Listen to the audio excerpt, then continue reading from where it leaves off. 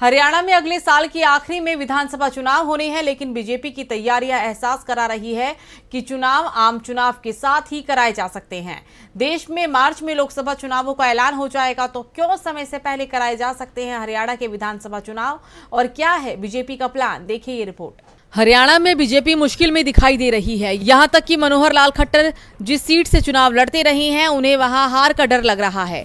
जिस करनाल सीट से जीतकर वो विधायक और सीएम बने, उसी सीट पर सीएम की हालत ही खराब बताई जा रही है। संकेत मिल रहे हैं कि खट्टर अगर चुनाव लड़ते हैं तो वो करनाल से नहीं लड़ेंगे। अपने लिए वो सुरक्षित सीट तलाश कर रहे हैं। और जिस तरह से सीएम के पानीपत के दौरे बढ़ गए हैं और हर महीने अब वो 2 बार यहाँ जा रही हैं और आम लोगों से मिल रहे हैं, उसके बाद संकेत जा रहा है कि खट्टर पानीपत सीट से चुनाव लड़ सकते हैं। पानीपत शहर सीट पर 1 लाख वोट पंजाबी समुदाय का है और ऐसे में ये सीट सीएम के लिए सुरक्षित मानी जा रही थी। लेकिन इस साल की शुरुआत में राहुल गांधी की भारत जोड़ो यात्रा के बाद से ही हरियाणा में राजनीतिक समीकरण पूरी तरह से बदल गए हैं। कांग्रेस के सामने बीजेपी कमजोर पड़ती जा रही है। भारत जोड़ो यात्रा के दौरान राहुल ने पानीपत में एक विशाल जनसभा को संबोधित किया था।